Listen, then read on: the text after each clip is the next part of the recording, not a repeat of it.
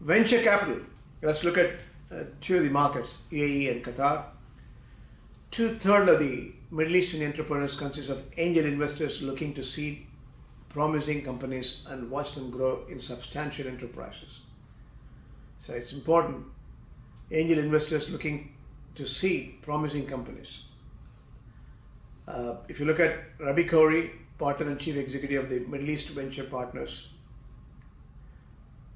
If you look at Middle East Venture, MEVP we call, focus on helping bold entrepreneurs scale exceptional companies and is the region's oldest and large venture technology capital firm. Its portfolio includes more than 50 companies in sectors ranging from e-commerce marketing to new media, e-education, e-health.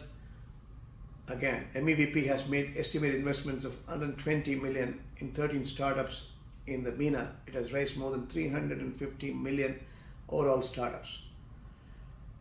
Wamda Capital, and another opportunity, is considered a key figure in the world of MENA startups. In 2010, they launched an angel investors company, MENA Venture Investments, MVI, as we see, to provide seed, startup, and early stage investments to companies. MVI investments focus on e-commerce, analytics, entertainment, mobile, SaaS, logistics, and technology sectors.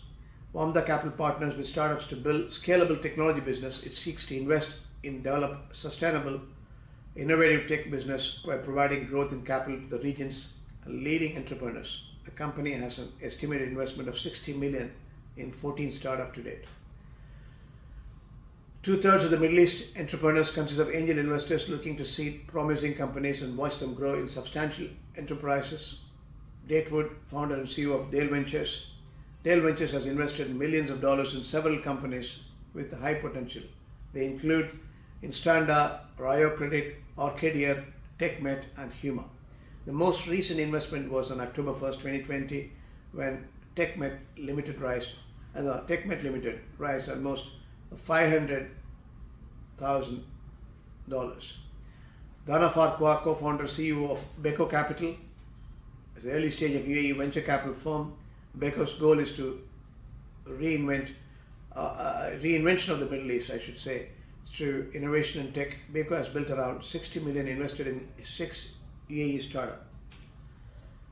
And MBC Group, MBC Ventures, MBC Venture Capital arm invest in telecommunications, media, and technology in the MENA. The company invests in early stages Series A startup for maximum of $500,000 with between 10 to 20% equity. MBC prefers startups to have been in the market for several months, done products testing, and show traction.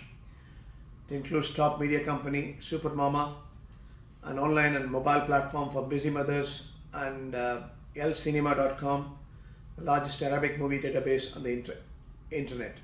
So when it comes to McKinsey and a partner, Mr. Al Malik, alumni, co-founder of CarSwitch, Glowfish Capital provides access to seed funding, strategic direction, additional operational technical infrastructure assistance. Glowfish commits to the venture until it matures enough to stand alone. It's old school venture capital model where partners becomes actively involved in their ventures. Its portfolio includes Tap the Market, a legal and professional service marketing place, OlaDoc, which connects patients with right doctors with helping healthcare professionals automating their practice, Mobi Matters, a teleco digital distribution channel. Glowfish Capital has funded 2 UAE startups totaling around $4 million. Jisr Venture Partners focus on numerous sectors including healthcare, fintech, food and beverage, consumer goods, consumer internet, and new media and advertising. The portfolio includes Waiter, a mobile payment and ordering service to create a seamless dining experience for restaurant partners. Reserve Out, a restaurant reservation platform. Abjad, the first Arabic social networking for readers, authors, and bloggers in the Middle East. First half of 2021 witnessed a significant increase in venture capital activity with total capital raising around 31 million, which is over 180%. 11 million was the earlier year. recorded during 2020. Interestingly, the startups in Qatar experienced 10 deals during the first half of 2021 compared to the first half of 2020 was 14, but the size of the deal remains robust, signaling increased investors' confidence in Qatar startups. The investors in Qatar chose to back industries such as e-commerce, delivery services, and fintechs, which also saw increased demand during the pandemic and retained top 3 spots.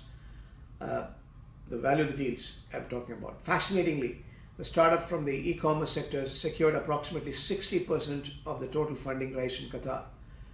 Startup in the Middle East, North Africa, and Turkey secured funding for more than 1.2 billion during the second quarter. Startup during the delivery services sector secured largest funding of 45% of the total investments, followed by e-commerce 18% and fintech 17%. Tech startup in Qatar received total funding of 35 million, 11 deals year to date, third quarter of 2021, which showed 57% increase in compared to 2020. 5 startups during Qatar 2020 we talked about earlier, including Snunu. Country-wise distribution of fundraising raised during the third quarter.